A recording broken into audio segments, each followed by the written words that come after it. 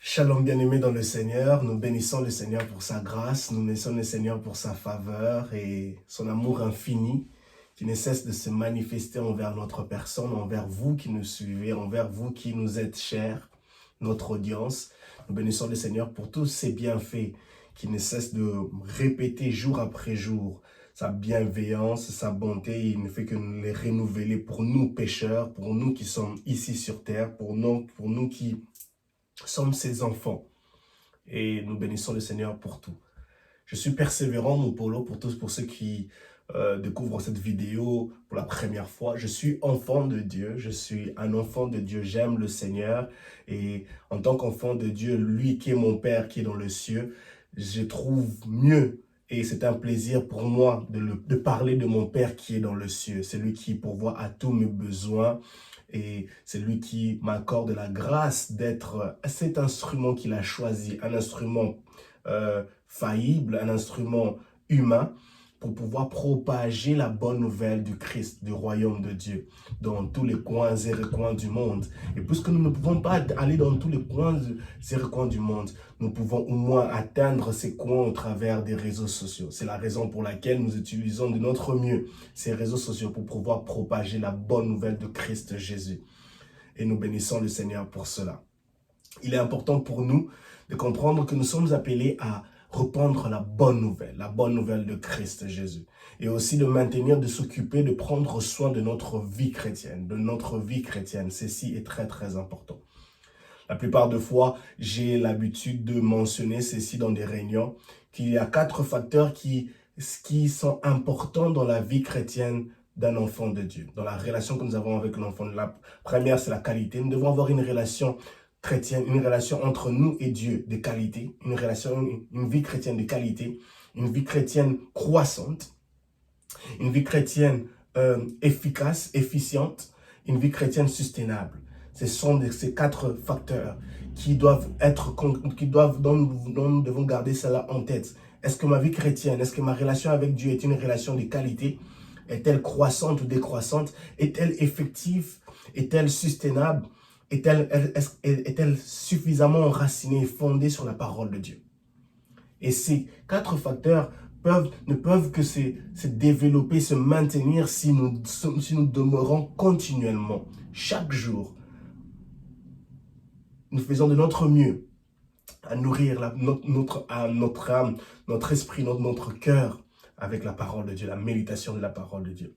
Ceci est très, très, très important pour nous, de pouvoir faire de notre mieux, d'être entreprenante, en lisant la parole de Dieu, à s'être discipliné, à se rassurer que chaque jour, nous avons lu une portion des Écritures, que chaque jour, notre esprit, nos neurones, notre système nerveux a été nourri de la parole de Dieu. Parce que chaque ligne des Saintes Écritures possède une puissance révolutionnante, une puissance transformatrice, une puissance délivrante, une puissance capable de changer, de transformer, d'amener du négatif au positif. C'est la raison pour laquelle la plupart de nos contenus ici sur YouTube sont plus spirituels. Mais il ne faut pas dire que nous sommes seulement des spirituels. Au-delà d'être spirituel, au-delà d'être frères, d'être spirituels, nous avons aussi une vie professionnelle dont nous sommes largement aussi impliqués.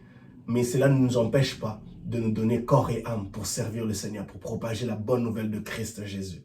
Nous bénissons le Seigneur pour cela. Alors, comme je l'ai dit, nous sommes persévérants, mon polo. Je suis persévérant, mon polo. Je suis basé au Royaume-Uni et c'est là où nous évoluons sous les directives de notre pasteur, père, Dr Hubert Kayonda. Nous sommes de l'église Ephrata Church où nous croyons qu'il y a de l'espérance pour notre futur en Jésus-Christ. Et ceci est merveilleux, ceci est très très important.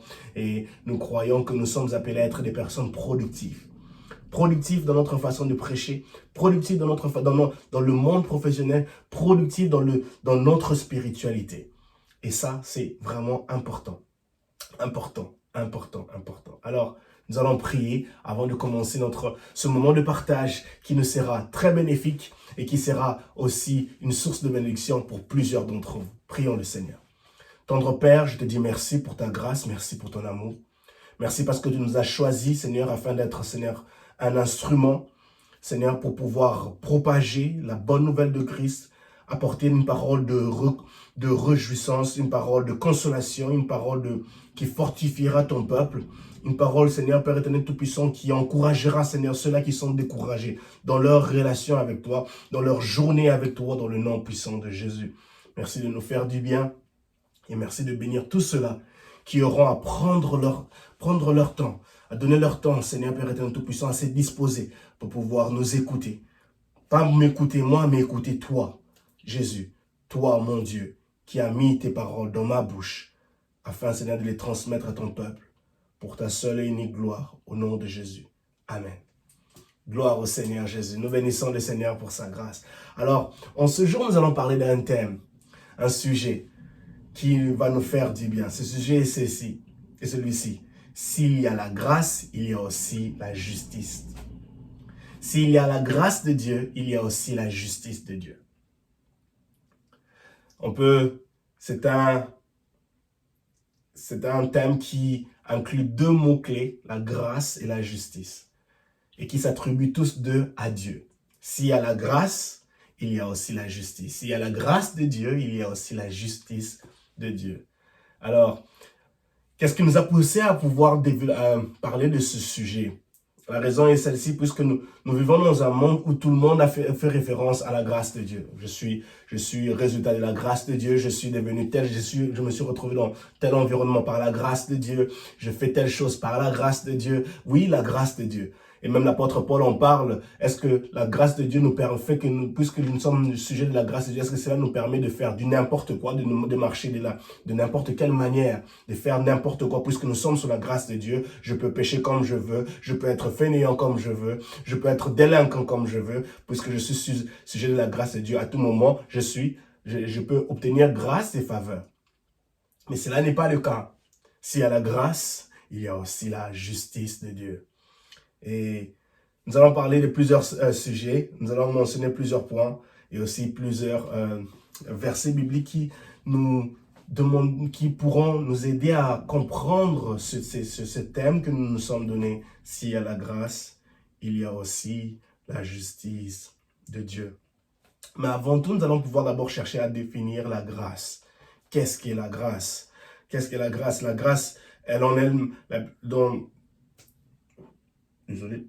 les définitions claires de la grâce, au travers dans certains dictionnaires, elle est définie comme celle-ci. C'est une faveur accordée librement à quelqu'un. La grâce. C'est une faveur librement accordée à quelqu'un. C'est un bienfait, c'est un don. Ça, ce sont les similarités. C'est un bienfait, c'est un don. Donc, c'est-à-dire une faveur accordée librement à quelqu'un. Donc, la personne qui accorde une grâce à une personne, la fait librement, de tout son cœur, de plein gré. Et c'est aussi la deuxième définition, c'est une disposition à faire des faveurs, à être agréable à quelqu'un. Donc, la grâce que nous recevons de Dieu, c'est une faveur que Dieu nous a accordée librement par son amour. Parce que Dieu est amour, il est plein d'amour. C'est ce que la Bible nous dit, que Dieu est plein d'amour. Et il nous aime tellement qu'il nous a accordé sa grâce. Et un des plus grands miracles d'amour que Dieu ait réalisé, c'était le fait de nous donner son Fils Jésus-Christ pour mourir pour nous. Car Dieu a tant aimé le monde qu'il a donné son Fils unique. Dieu a donné son Fils librement, avec amour, avec intentionnalité. Parce qu'il savait la raison pour laquelle il donnait son Fils Jésus, pour mourir pour nous, afin que quiconque croit en lui ne périsse point, mais qu'il ait la vie éternelle. Le Dieu que nous servons est plein d'amour et son amour est intentionnel. Il ne veut pas nous voir mourir. Il ne veut pas nous voir demeurer dans le péché. Il ne veut pas nous voir rester là, dans la perdition. Non, il veut nous voir être sauvés. C'est comme ça qu'il a manifesté cet amour. Et comment on définit la grâce de Dieu? La définition de c'est quoi la grâce de Dieu? Ça peut se définir par cette faveur gratuite. Cette faveur gratuite où l'enfant de Dieu se voit obtenir une grâce, une faveur qui va au-delà de l'entendement humain, au-delà des critères de la société, que la société impose, que la société ait mis en place. C'est ça la grâce de Dieu, c'est ça la faveur de Dieu. C'est ça la faveur de Dieu. Et il y a plusieurs de ces définitions qui, vous verrez qu'elles sont elle se mixe avec celui de la faveur, d'une manière ou d'une autre. D'un coin ou de l'autre. Parce que la faveur de Dieu, dans certains dictionnaires qui disent que la faveur de Dieu est une disposition bienveillante de Dieu envers l'homme. Bienveillante de Dieu envers l'homme, c'est une bénédiction que Dieu accorde à quelqu'un, non à cause des œuvres, des mérites ou des privilèges, mais par pure grâce. C'est un acte de générosité, quelque chose donné en signe d'amour, d'affection ou en souvenir. Donc voilà un peu ces deux mots, grâce et faveur, qui sont un peu mixés entre tous deux. Ces deux mots qui nous montrent que nous sommes sujets de la faveur de Dieu, nous sommes sujets de cet amour de Dieu envers nous les hommes, qui nous permet de jouir de certains privilèges qui, dans les critères de la société, nous ne sommes pas qualifiés, nous ne sommes pas appelés à jouir de cela. Nous ne sommes pas qualifiés à jouir de cela. Et l'apôtre Paul, dans le livre de Romains, il en parle beaucoup sur la grâce de Dieu. Il fait plus allusion, il se base plus sur la grâce de Dieu, surtout dans le livre de chapitre 5, le chapitre 6, et même dans plusieurs chapitres, même dans plusieurs livres aussi, dont l'apôtre Paul en a écrit, il fait allusion à la grâce de Dieu. Il se base sur la grâce de Dieu, la grâce de Dieu. Mais aussi, il martèle aussi que la grâce de Dieu ne peut pas être sujet, une opportunité pour nous de pouvoir pécher, de pouvoir vivre comme nous voulons vivre, dans le désordre, dans le mauvais, d'aspirer au méchant. Non, non, c'est loin de là. Loin de là. Donc, s'il y a la grâce, il y a aussi la justice de Dieu. Alors, comment définissons-nous la justice? La définition la plus simple que je peux obtenir sur Internet, dans les dictionnaires, elle désigne le fait de corriger une inégalité, de combler un handicap, de sanctionner une faute. L'activité de justice mobilise un ensemble de règles, de statuts, de pratiques, de discours et de métiers qui participent à la fonction de juger. J'aime beaucoup cette définition. J'ai vraiment aimé cette définition parce qu'elle dit à la fin qu'elle mobilise un ensemble de règles, de statuts, de pratiques, de discours et de métiers qui participent à la fonction de juger. Justice, juger. Tout ça à l'intérieur. Donc, elle désigne le fait de corriger une inégalité. Et d'autres définitions mentionnent que la justice fait respecter les règles de la vie en société. La justice fait respecter les règles de la vie en société. Elle sanctionne les actes et les comportements interdits par la loi. Interdits par la loi. Mais pas seulement. Elle protège les personnes les plus fragiles comme les enfants. Elle est aussi là pour mettre fin à des conflits. C'est ça la définition de la justice. C'est ça la définition de la justice. Et nous pouvons voir qu'elle est là pour corriger, elle est là pour faire respecter les lois, pour faire respecter les règles, les principes établis de la société. Et ce sont ces personnes-là qui sont dans la société qui se rassurent à faire maintenir ces règles-là. Il y a des juges, il y a des personnes là qui sont juste là pour juger, pour faire des enquêtes, pour pouvoir voir qui est fautif, qui n'est pas fautif, qui doit payer des sanctions, qui doit subir des conséquences de leur faute. C'est ça la justice. Et dans notre terme de ce jour, s'il y a la grâce, il y a aussi la justice de Dieu. S'il y a la grâce de Dieu, il y a aussi la justice de Dieu. Notre Dieu est un Dieu juste. Et dans sa justice, il n'est pas dupe.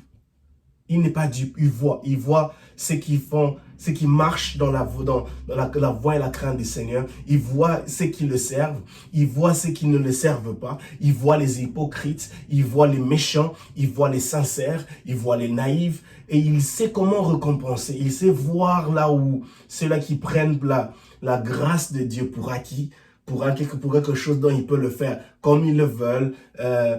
Oui, ils savent que non, la grâce de Dieu est disponible, je peux toujours revenir. Ils trouvent cela comme un acquis quelque chose qui est déjà fait for granted, comme on dit en anglais. Ils prennent cela comme taking it like something that is for granted.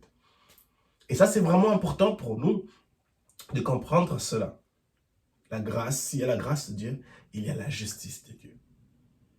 La grâce de Dieu nous permet de nous retrouver dans un environnement propice.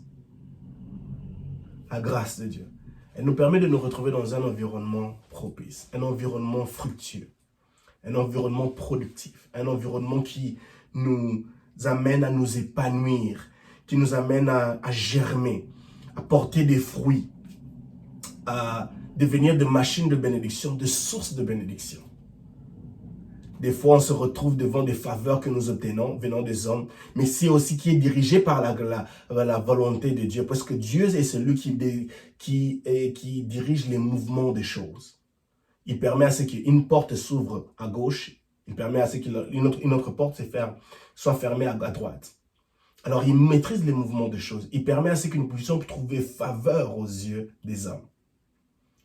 Faveur aux yeux des hommes. La Bible dit clairement qu'Esther trouva faveur aux yeux de ces personnes qui étaient en train de réaliser le concours pour la personne qui serait choisie pour reine, qui deviendrait reine, qui allait remplacer la reine Vashti.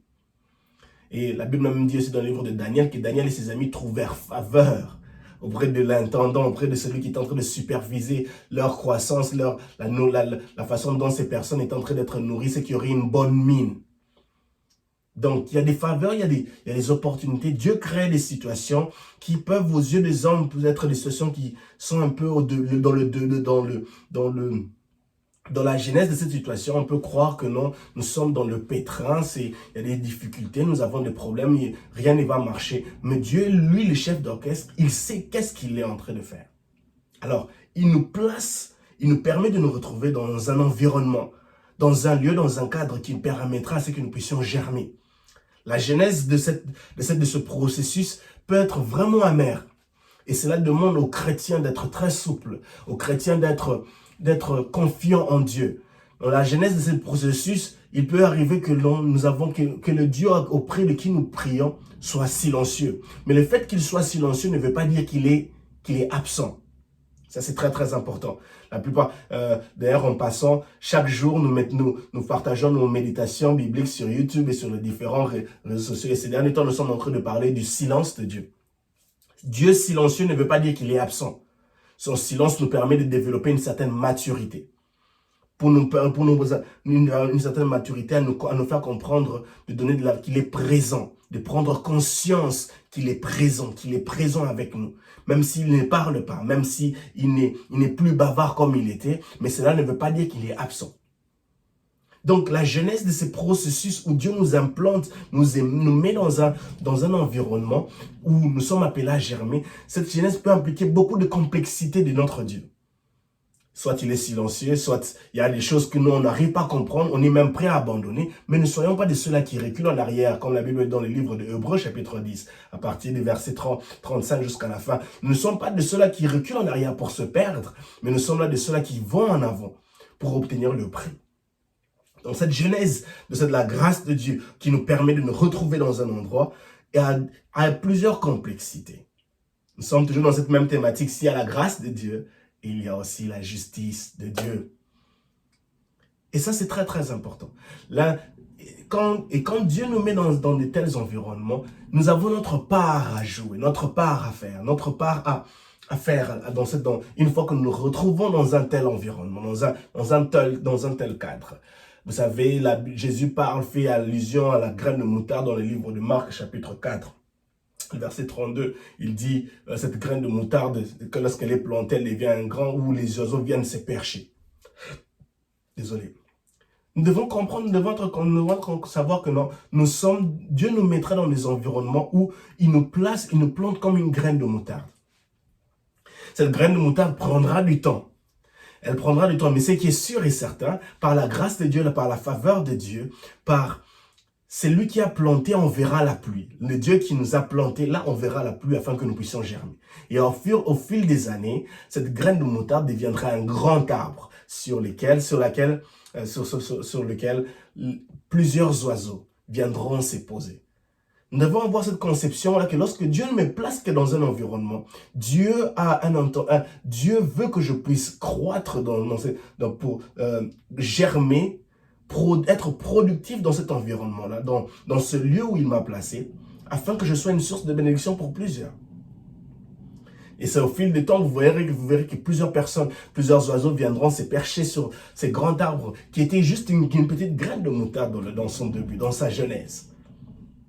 Et ça, c'est très, très important. Une fois de plus, je l'ai dit encore, c'est silence. Dans la genèse de cette graine de moutarde, elle peut être silencieuse, elle peut prendre du temps où il n'y a rien qui se manifeste dans le sol, mais à la surface du sol. Mais au vrai, à l'intérieur, dans le sol, il y a déjà une germination qui a commencé. Il y a déjà un processus de germination, de développement qui est en cours et qui nous demande juste de persévérer. Dieu fait grâce à qui il veut. C'est dans le livre de Romains chapitre 9, le verset 18. Dieu fait grâce à qui il veut. Il fait grâce à qui il veut. Romains chapitre 9, le verset 18. Il fait grâce à qui il veut. Il fait grâce à qui il veut. C'est-à-dire aux pécheurs, aux non-pécheurs, aux chrétiens, aux non-chrétiens, à ceux-là qui connaissent Dieu, à ceux-là qui ne connaissent pas Dieu. Il fait grâce à qui il veut. Vous pouvez me poser la question, mes frères persévérants, tu sais qu'il y a des gens même qui ne connaissent pas Dieu, qui tuent, qui sont dans l'occultisme, mais leurs choses sont en train de propulser. Même des gens sont vraiment d'un cœur, ils sont vraiment très très mauvais. Mais tu leur vois, ils partent toujours à l'église, ils prient et tout, et tout, et tout. En fait, Dieu fait grâce à qui il veut. Nous ne sommes pas dans la justice de Dieu. Nous ne pouvons pas diriger Dieu. Non, Dieu ne bénit pas cette personne-là. Dieu n'écoute pas telle autre personne-là. Non. Notre Dieu fait grâce à qui il veut. À qui il veut. Ça peut paraître un peu difficile à comprendre cela. Ça peut paraître un peu difficile à concevoir cela. Mais Dieu fait grâce à qui il veut. Mais ça ne veut pas dire que le fait qu'il fait grâce à qui il veut, c'est un moyen pour d'autres personnes pour se dire que non, ils peuvent faire ce qu'ils veulent faire. Dieu est toujours là, Dieu le fait grâce de toujours vivre dans la débauche, dans le désordre. Nous en viendrons dans la justice de Dieu, nous allons tomber arriver dans le point de la justice de Dieu. Mais en fait, Dieu use de patience, comme la Bible dit dans le livre de 2 Pierre, je crois que c'est 2 Pierre, chapitre 3, le verset 9. Il use de patience. Et dans sa patience, c'est vrai que non, c'était comme si c'était tout un processus. Il manifeste sa grâce, il fait grâce à qui il veut. Mais aussi sa patience, parce qu'il use de patience, parce que la Bible dit clairement qu'il ne veut pas voir, ces gens-là périr. Il fait grâce à qui il veut, mais il use aussi de patience. Mais il y a un moment où sa patience prendra fin. Ça, c'est sûr et certain. À un moment, sa patience prendra fin. Il use de patience où il veut donner du temps. Il s'est dit que non, il y a un tel frère persévérant qui va prêcher telle personne. Cette personne-là, s'il ne reçoit pas Christ, il y a encore une autre personne, parce que c'est un Dieu miséricordieux. Mais sa patience ne peut pas être un abus. Quelqu'un ne peut pas dire que non, Dieu toujours, il use de patience, Dieu toujours de patience. Il y a un moment où cette patience-là va nous échapper d'entre les mains. Où on se retrouve devant un dilemme et on perd la vie et on se retrouve là, mort. On n'a pas eu le temps de recevoir Christ et on se retrouve dans la perdition, on se retrouve en train de périr dans ce trou éternel de l'enfer. La grâce de Dieu. Dieu fait grâce à qui il veut. À qui il veut. La grâce n'est pas un acquis. Bien aimé dans le Seigneur, je le répète encore, la grâce n'est pas un acquis. Elle ne doit pas être prise pour un acquis, c'est-à-dire quelque chose dont on se permet de faire les choses comme on veut. Vivre comme on veut. C'est vrai que l'apôtre Paul mentionne que nous, dans le livre de Romains, chapitre 5, le verset 17, que nous sommes sauvés par la grâce de Dieu. Que nous ne sommes plus sous le joug de la loi. Nous ne sommes plus le joug de la loi, mais nous devons savoir que ce n'est pas un acquis. Nous avons été sauvés par la grâce de Dieu. Christ est mort pour nous. Il n'y a plus de condamnation pour nous. Mais cela ne veut pas dire que nous devons être subtils ou nous devons nous laisser vivre comme n'importe quoi, permettre de vivre dans le péché, puisque nous savons que nous ne sommes plus sur la loi. Parce que dans l'ancienne alliance, lorsque vous péchez, vous étiez appelés à être condamnés à mourir. Il y avait une condamnation immédiate.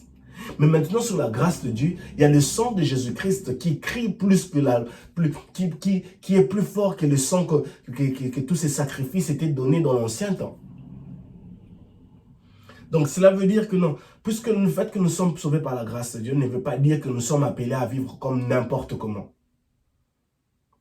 À penser que non, nous ne sommes pas responsables, we are not accountable of our action. Nous ne sommes pas responsables de nos actions. C'est-à-dire que non, une fois que je pêche, je sais que je suis par la grâce de Dieu, voilà, je suis tout par la grâce de Dieu. La grâce de Dieu, c'est bien. Mais en fait, c'est que tu as obtenu la grâce de Dieu. Ça, c'est quelque chose que je veux vraiment mentionner. La grâce de Dieu, par exemple, t'a fait permettre de devenir médecin ou bien technicien dentaire. La grâce de Dieu t'a permis d'être technicien dentaire. Si le fait que tu es devenu technicien dentaire, tu ne te formes pas personnellement, tu ne cherches pas à développer, à faire développer les attitudes, à développer les talents, à développer les skills, comme on dit en anglais, à développer ses qualités, à développer toutes ces techniques, à développer ta connaissance, à faire avancer ta connaissance, à faire approfondir ta connaissance. Tu désires rester dans le statu quo, sans te faire former, sans ajouter un plus à ta connaissance, alors là, ça devient du fainéantisme. Tu peux dire, c'est la grâce de Dieu, c'est la grâce de Dieu, j'ai trouvé ce boulot, je suis technicien dentaire, c'est la grâce de Dieu, je n'ai pas à chercher encore à me tracasser, ni à chercher à faire monter de niveau de connaissance. Non, ça, c'est un abus. On ne peut pas prendre ça comme ça pour un acquis. Non, ça c'est vraiment du mauvais. La grâce de Dieu ne te pousse pas à devenir fainéant. La grâce de Dieu n'est pas là pour te dire que non, tu deviens fainéant, que tu deviens arrogant, que tu ne sais plus comment parler aux gens, que tu penses que tu as atteint un niveau élevé, tu es plus supérieur que les autres. Non, pas du tout. Ce n'est pas un acquis. Ce n'est pas ça. Ce n'est pas ça. Ce n'est pas ça. Ce n'est pas ça. En fait, au contraire, la grâce de Dieu doit nous pousser à devenir encore plus persévérants dans notre face, plus entreprenante, à acquérir plus de connaissances dans le domaine dont nous travaillons, dans le domaine où Dieu nous a placés, à pouvoir encore monter de niveau, avancer et avancer encore. La grâce de Dieu n'est jamais sujet de fainéantisme. Une fois que nous avons été sujets de la grâce de Dieu, nous avons obtenu ce que nous avons obtenu et nous croisons les bras. Non, la grâce de Dieu n'est pas ça. Ce n'est pas ça. La grâce de Dieu doit nous pousser encore à dire non, puisque j'ai obtenu ceci, je dois chercher encore à obtenir encore plus, à développer encore notre relation avec Dieu, à être productif d'une manière à ajouter encore un plus à ce que nous avons. Parce que Dieu ne veut pas que nous puissions rester au même endroit. Nous devons continuer à grimper des échelons, à monter de niveau. Et ceci est très très important pour nous. Et vous savez, un des récits qui nous montre qu'il est important pour nous de faire attention à ce sujet de la grâce dont nous prenons ça comme acquis, c'est dans les livres de Luc chapitre 15. Luc chapitre 15, ça nous parle du récit de l'enfant prodigue. L'enfant prodigue. Luc chapitre 15, verset 11 au verset 14. D'ailleurs, j'aimerais que nous puissions les lire parce que depuis que nous avons commencé, nous n'avons pas lu un texte. Luc chapitre 15. Allons dans le livre de Luc chapitre 15. Luc chapitre 15. Gloire à Jésus. Luc chapitre 15, on voit à partir du verset 11 jusqu'au verset... l'histoire, ça part du verset 11 jusqu'au verset 20... jusqu'au verset 31, du verset 11 au verset 31, ça part de l'histoire du fils, de cet homme qui a deux fils, dont l'un réclame sa part d'héritage. L'un se réclame sa part d'héritage, il décide de dire, papa, non, moi je veux partir, je veux que tu me donnes ma part d'héritage, moi je veux me casser, je veux aller vivre ma vie, j'ai besoin d'aller profiter de ma vie, de jouir de ce que je veux faire. Voilà, je veux profiter de ma vie, je veux faire ce qui est bon pour moi. Son père lui donne ce qu'il a demandé.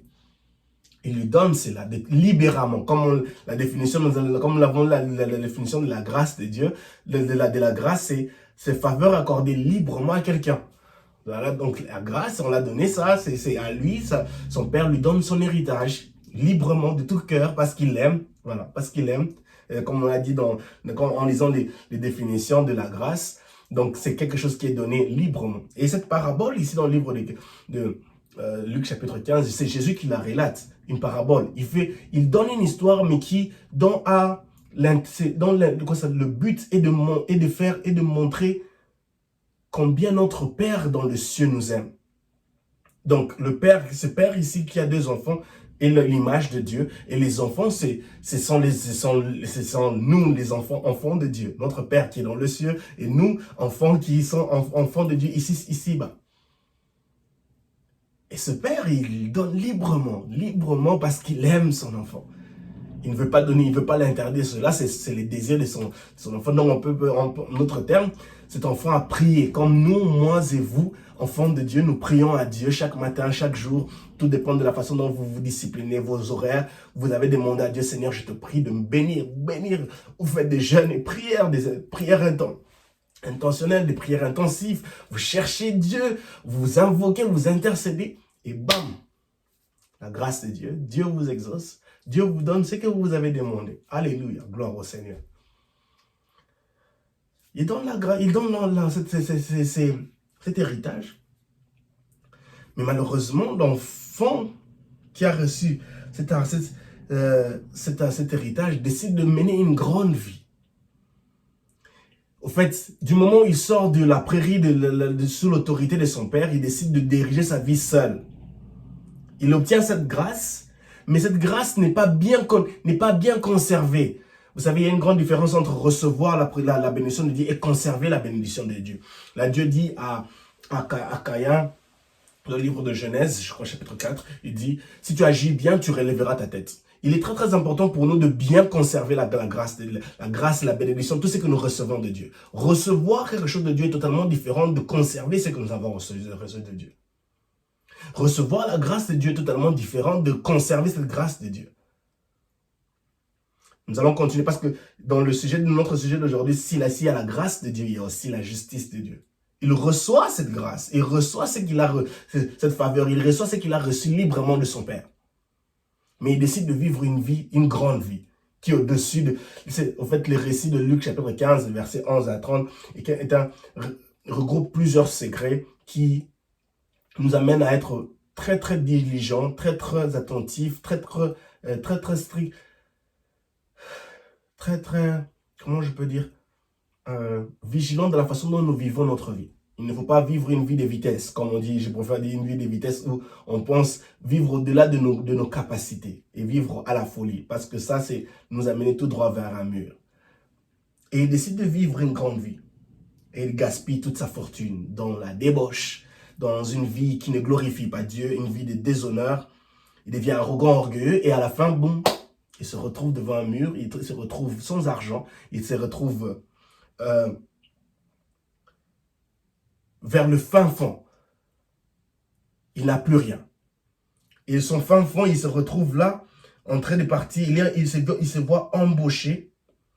Il se voit embauché pour pouvoir travailler pour un monsieur qui doit s'occuper dans les champs pour garder les porcs. Lui qui était dans une très bonne vie, vivant avec son père. Mais il se retrouve là en train de prendre soin des porcs et il se retrouve même jusqu'à aller manger la nourriture des porcs. C'est ça le plus grand danger lorsque nous prenons la grâce pour un acquis, la grâce de Dieu, où nous ne savons pas, où nous prenons la grâce de Dieu comme quelque chose qu'on peut envoler en l'air. On a déjà obtenu, elle est là, c'est tout. Et ça, c'est très très important pour nous de faire attention à cela. Très très très attention pour nous. De savoir que nous devons conserver la grâce de Dieu. Nous devons être plus attentionnés vis-à-vis de ce que nous recevons de Dieu. S'il y a la grâce, il y a aussi la justice. Je crois qu'il est important pour nous de pouvoir tomber maintenant sur cet aspect de la justice de Dieu. S'il y a la grâce de Dieu, il y a aussi la justice de Dieu. Donc, le fils, cet enfant prodigue, il se retrouve dans une justice face à lui-même. Une justice qui vient mettre une certaine balance dans son esprit, corriger une certaine inégalité. Lorsqu'il compare les deux vies qu'il avait, la vie présente et la vie qu'il avait d'avant, lorsqu'il était encore sous la gouvernance de son père. Et il arrive lui-même à sanctionner ce qu'il est en train de vivre. Il arrive lui-même à sanctionner cette vie macabre dont il se retrouve. S'il y a la grâce de Dieu, il y a aussi la justice de Dieu. S'il y a la grâce de Dieu, il y a aussi la justice de Dieu. La justice de Dieu qui s'applique au travers des hommes et par les hommes. Donc, et pour les hommes. Donc, c'est-à-dire, au travers des hommes, il y a des gens qui nous jugent et qui jugent d'autres personnes. Donc, c'est-à-dire, il est important pour nous, d'ailleurs, j'aimerais la définition que nous avons, l'activité de justice mobilise un ensemble de règles, des statuts, des pratiques, des discours et des métiers qui participent à la fonction de juger. Nos actions seront jugées. Ce que nous faisons sera jugé. S'il y a la grâce de Dieu, il y a aussi la justice de Dieu qui s'applique au travers des hommes. L'homme est appelé à juger. Nous vivons dans une société où les bases placées dans la société nous poussent, nous voyons voir être jugés, être évalués par la société, être évalués par la société. La justice fait respecter les règles de la vie en société. Elle sanctionne les actes et les comportements interdits par la loi. L'un des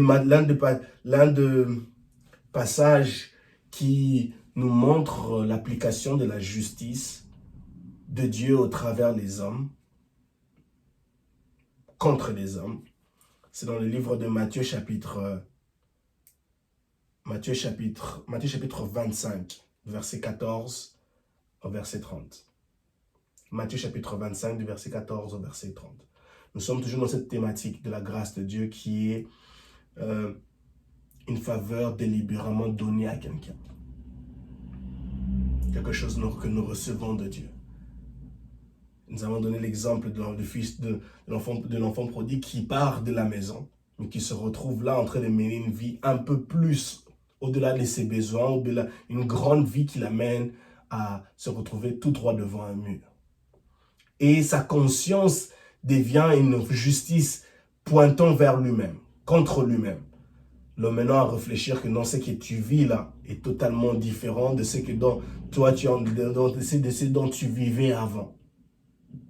Il prend la grâce pour acquis, mais il se retrouve devant un mur qui est la justice de Dieu, une évaluation, où on pointe son handicap, où on pointe ses devoirs, où on pointe cette lacune-là, cette gangrène-là qui a pris place.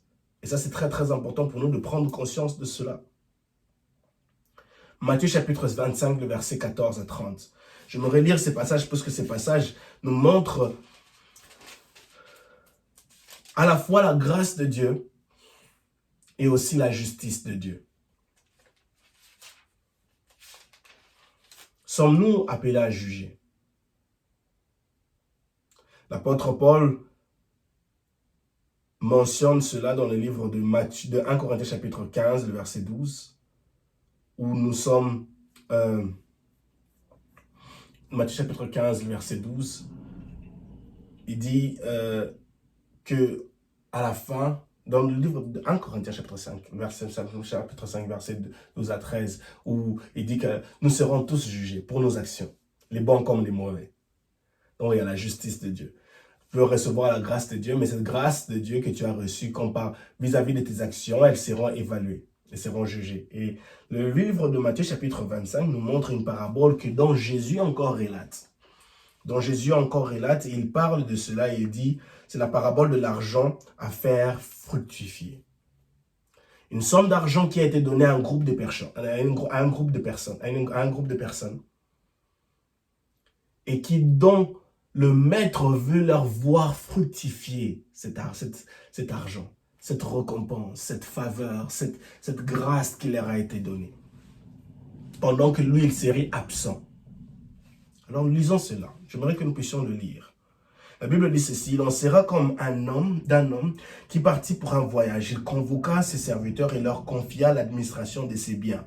Verset 15. Il remit à l'un 5 lingots, à un autre et à un troisième un seul. À un autre 2, à un troisième un seul, en tenant compte des capacités personnelles de chacun. J'aime cette phrase, comme on nous dit, c'est de chacun. Il y a des certaines grâces de Dieu que nous recevons où Dieu compte de nos capacités. Il sait que cette personne ici, si je le donne énormément, il risque de s'écarter, il risque de causer énormément de dégâts. C'est pour cela qu'il est très très important de travailler sur notre personne, sur notre personnalité. Je l'ai dit au début, croissance, qualité, sustainabilité et efficience. Croissance, qualité, sustainabilité et efficience. Ce sont ces 3 facteurs, 3 aspects dont nous devons faire vraiment très attention, travailler sur cela quand il s'agit de notre relation avec Dieu, même dans d'autres domaines de la vie, la croissance, la croissance, la qualité, la sustainabilité et l'efficience, l'efficacité, l'effectivité de ce que nous avons, de notre relation, de notre investissement, de nos apports. Ça, c'est très, très important. Il dit que les capacités personnelles de chacun. Puis il s'en alla. Celui qui avait reçu les 5 legos s'est mis aussitôt à les faire fructifier de sorte qu'il en gagna 5 autres.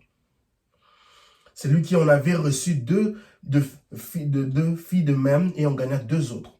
Quant à celui qui n'en avait reçu qu'un, il s'en alla creuser un trou dans la terre pour y cacher l'argent de son maître. Longtemps après, le maître de ses serviteurs revint et leur fit rendre compte de leur gérance. Celui qui avait reçu 5 lingots se présenta, apportant les 5 lingots supplémentaires qu'il avait gagnés. Maître, dit-il, tu m'avais remis 5 lingots, j'en ai gagné 5 autres, les voici. Verset 21, très bien, lui dit son maître, tu es un bon serviteur en qui l'on peut avoir confiance. Est-ce que Dieu peut avoir confiance de toi lorsqu'il te remettra une bénédiction, une grâce, une faveur? Je l'ai dit encore une fois de plus, je veux le redire, recevoir une bénédiction est totalement différent de conserver la bénédiction. Dieu dit à Caïn, si tu agis bien, tu relèveras ta tête. Si tu agis bien, tu conserveras suffisamment. Tu sauras comment conserver la bénédiction de Dieu. Tu sauras comment fructifier la bénédiction de Dieu. Avançons. Tu t'es montré fidèle en peu de choses. C'est pourquoi je t'en confierai plus, de plus important. Viens partager la joie de ton maître. Celui qui avait reçu 2 lingots se présentant aussi et dit, maître, tu m'avais remis 2, j'en ai gagné 2 autres, les voici. 23, très bien, lui dit mon serviteur, son maître, tu es un bon serviteur en qui l'on peut avoir confiance. Tu t'es montré fidèle en peu de choses. C'est pourquoi je te confierai de plus important. Viens partager la joie de ton maître. Gloire à Jésus. Verset 24, en effet, celui qui n'avait reçu qu'un lingot vint à son tour et dit, maître, je savais que tu es un homme dur. Tu moissonnes là où tu n'as rien sémé, tu récoltes là tu n'as pas répandu des semences. Alors j'ai pris peur et je suis allé cacher ton argent dans la terre. Voilà, prends ce qui t'appartient. Que Dieu nous épargne de ce type de serviteur. C'est ma prière pour vous et moi. Que Dieu nous épargne d'être ce type de serviteurs fainéants, qui prennent les choses pour acquis, qui pensent que tout est acquis, qui désirent rester dans le statu quo, qui ne veulent pas progresser, qui ne veulent pas propulser, qui ne veulent pas avancer de l'avant, qui ne veulent pas être des ambitionnistes, qui ne veulent pas être des personnes qui sont pleines d'ambition, qui ne veulent pas être des personnes qui visent loin, qui ne veulent pas être des personnes qui posent des pas terrifiants de la foi dans l'inconnu, qui les amènent à aller de l'avant. Que Dieu nous épargne d'être ce type de serviteur, dans le nom puissant de Jésus. Dieu veut que nous puissions être des serviteurs fidèles, des serviteurs qui savent fructifier ce qu'ils ont dans leurs mains. Qu'as-tu dans ta main? Tu as reçu la grâce de Dieu? S'il y a la grâce de Dieu, il y a la justice de Dieu. Et cette justice de Dieu viendra pour évaluer. Cette justice de Dieu viendra pour évaluer ce que tu as reçu dans tes mains. Ne pense pas que puisque tu as reçu la grâce de Dieu, tu es permis de faire tout ce que tu veux. Tu dis que non, Dieu fait grâce à qui il veut. Oui, c'est bien. Mais Dieu est un Dieu de justice. Et il manifeste sa justice au travers des hommes dont il met ici sur la terre pour nous juger, pour nous pointer. Et ces hommes se basent sur les règles de la vie et de la société. Qu'as-tu fait avec ces diplômes? Qu'as-tu fait avec ce que tu as fait, avec la grâce que tu as reçue? Qu'as-tu fait avec cet argent que tu as reçu? Qu'as-tu fait avec ces relations que tu as reçues? Il y avait des relations qui étaient autour de toi, des relations productives, mais tu n'as pas su les utiliser au bon moment, au bon endroit. Tu les as étouffées. Tu t'es débarrassé de cela en un clin d'œil. Je vous en prie, bien-aimés dans le Seigneur. Je vous en prie, bien-aimés dans le Seigneur. Ne soyons pas de ce type de serviteurs. Verset 26. Mais son maître lui répondit, vaurien, fainéant. Oh non, j'ai la grâce de Dieu. J'ai la grâce de Dieu, oui, je vais devenir. Mais la grâce de Dieu ne te permet, ne fait pas que tu sois un fainéant. Ne doit pas faire de toi un fainéant, un vaurien. Non. La grâce de Dieu doit faire de toi un ambitionniste, une personne pleine d'ambition, qui t'appelle, non, je dois utiliser de cette grâce de Dieu pour aller de l'avant. J'ai reçu 1, mais je dois chercher à multiplier, que ça arrive à 3. J'ai reçu 5, mais je dois chercher à multiplier, que ça revienne même 3. Ajouter encore 3 d'autres au-dessus de cela. C'est très important pour nous. S'il y a la grâce de Dieu, il y a la justice de Dieu aussi. Vaurien fainéant, tu savais que je moissonne là où je n'ai rien sémé et que je récolte là où je n'ai pas répandu la désemence. Eh bien, tu aurais dû placer mon argent chez les banquiers. À mon retour, j'aurais récupéré le capital et les intérêts. Qu'on lui retire donc le lingot et qu'on le donne à celui qui en a déjà 10. À ceux qui en ont, on donnera. À ceux qui n'en ont pas, on retirera. Qu'as-tu dans la main? Qu'as-tu avec toi? Ne sois pas de ceux-là qui sont vides. Ne sois pas de ceux-là qui n'ont rien avec eux. Soit de ceux-là qui possèdent quelque chose. À ceux qui en ont, on donnera. À ceux qui n'en ont pas, on retirera. Ne fais pas l'erreur, mon frère, ma soeur, chrétien, chrétienne, de te retrouver dans un environnement où Dieu, par la grâce, où tu n'as rien, au fait, tu n'as absolument rien. Tu ne prends même pas conscience de ce que Dieu a mis en toi. Le plus grand danger qu'un chrétien ou une chrétienne peut avoir, c'est de ne pas se rendre compte de ce que Dieu a mis en eux. De ce qu'il vaut, de ce qu'elles valent. C'est vraiment important pour nous. Verset 29, il dit, car à celui qui a, on donnera. À celui qui en, et il sera dans l'abondance. Mais celui qui n'en a pas, on notera même ce qu'il a. Quant à ce vaurien, jetez-le dans les ténèbres du dehors. Il y aura des pleurs et d'amers regrets. Bien-aimé dans le Seigneur, s'il y a la grâce de Dieu, il y a aussi la justice de Dieu. Ce n'est pas acquis. Nous serons évalués pour cela. L'apôtre Paul dit dans le livre de 1 Corinthiens chapitre 5, verset 12.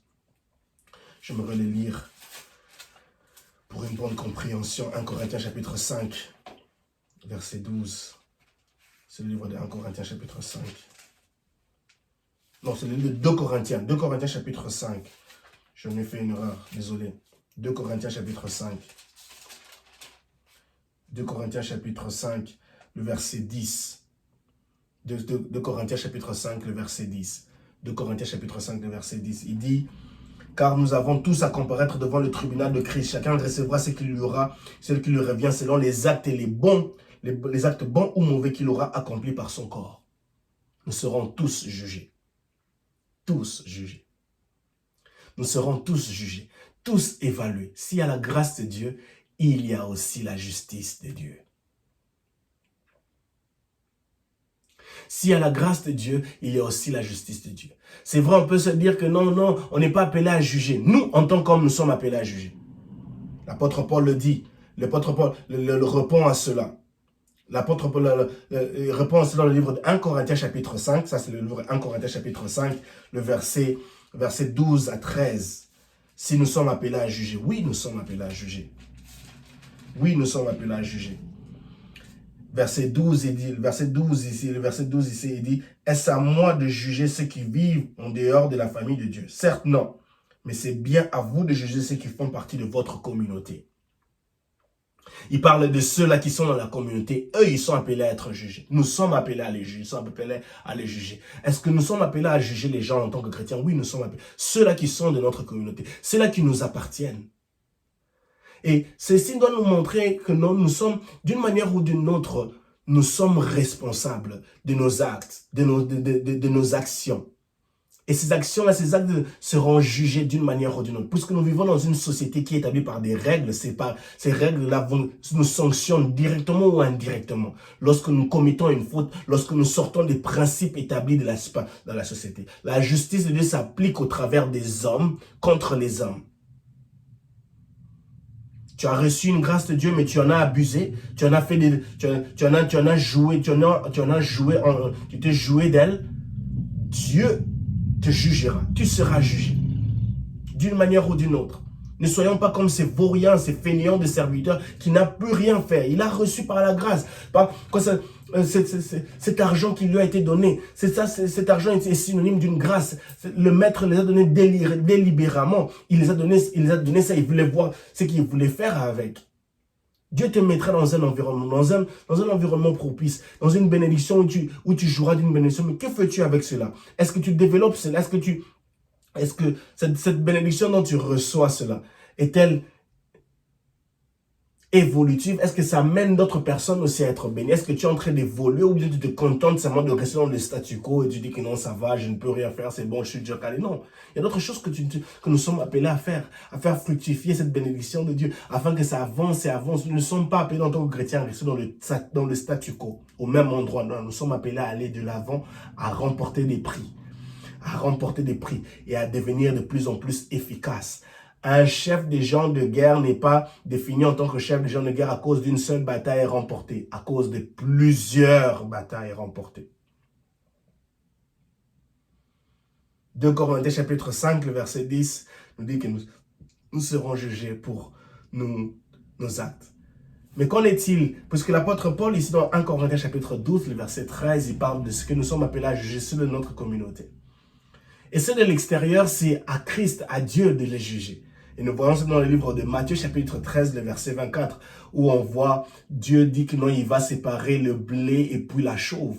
Et puis, c'est Matthieu chapitre 13,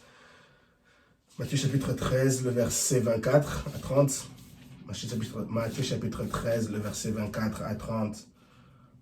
La parabole de la mauvaise arbre, où il dit que non... où Dieu, lui, il dit que non, on voit que non, c'est cette parabole où il dit, il a proposé une autre parabole, il en est du royaume des cieux, comme d'un homme qui avait semé du grain dans son champ. Pendant que tout le monde dormait, son ennemi sema une mauvaise herbe au milieu du blé. Puis s'en alla. Quand le blé eut poussé et produit des épis, on vit aussi apparaître le mauvais herbe. Si vous suivez dans la suite, verset 29, il dit, non, répondit le maître, quand en enlevant la mauvaise herbe, vous risquerez d'arracher le blé et en même temps. Laissez pousser les deux ensemble jusqu'à la moisson. À ce moment-là, je dirais au moissonneur, enlevez d'abord la mauvaise herbe et liez en botte pour le brûler. Ensuite, vous couperez le blé et vous le rentrerez dans mon grenier. C'est Dieu qui juge. C'est Dieu qui juge. Parce que cette parabole fait allusion au maître. Le maître ici dans la parabole fait allusion. C'est Dieu. Dieu, lui, il sait. Dieu sait, c'est à Dieu de juger. C'est à Dieu de juger. C'est pour ça que j'ai dit la justice de Dieu s'applique au travers des hommes. La justice s'applique au travers des hommes donc Dieu a placé, qui sont là pour se rassurer à ce que les principes établis dans la société puissent pointer sur notre handicap, puissent pointer sur ce qui ne marche pas, puissent pointer sur nos évaluations, puissent pointer sur nos performances, sur notre façon de faire les choses, sur la façon dont nous gérons, nous conservons, nous nous occupons de la bénédiction, de la grâce que nous avons reçue de Dieu. S'il y a la grâce de Dieu, il y a aussi la justice de Dieu. Que Dieu nous aide à comprendre cela. Nous nous retrouvons tous tout autour de ce thème. S'il y a la grâce de Dieu, il y a la justice de Dieu. Nous serons tous jugés. Nous nous retrouverons tous en train de rendre des comptes à notre Dieu qui est dans les cieux. Que Dieu nous aide. Que Dieu vraiment nous aide. Prions le Seigneur. Seigneur, je te prie, nous te disons merci pour ce moment où nous avons partagé ta parole. S'il y a la grâce de Dieu, il y a aussi la justice de Dieu. Seigneur, aide-nous, Seigneur Père éternel Tout-Puissant, à ne pas être comme ses serviteurs.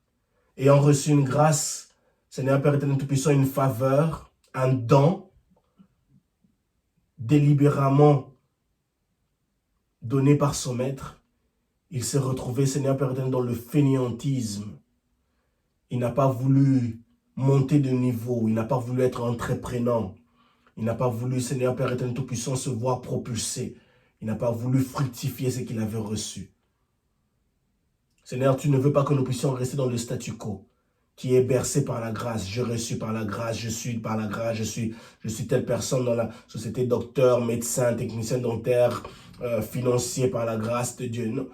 Tu veux que nous puissions, Seigneur Père éternel Tout-Puissant, comprendre, Seigneur, que la grâce n'est pas un acquis. Tu nous as mis là, Seigneur, pour être une source de bénédiction et que nous puissions, Seigneur Père éternel Tout-Puissant, monter de niveau. Car tu évalueras, Seigneur Père éternel Tout-Puissant, Seigneur, ce don, cette faveur que tu nous as donné, Seigneur. Qu'est-ce que nous avons fait de cela? Avons-nous été une machine de bénédiction, une source de bénédiction pour plusieurs? T'avons-nous loué, t'avons-nous glorifié, Seigneur, au travers de ce que nous avons reçu? S'il y a la grâce de Dieu, il y a aussi la justice de Dieu. Béni sois-tu, toi, le Dieu qui vit et qui règne. Bénis mon frère et ma soeur. Au nom de Jésus. Amen. Que Dieu vous bénisse abondamment, de très bonnes choses. Et je vous souhaite que du meilleur. Shalom chez vous. Ebanda uta mwakala nazwa ekateli ya kosalela yo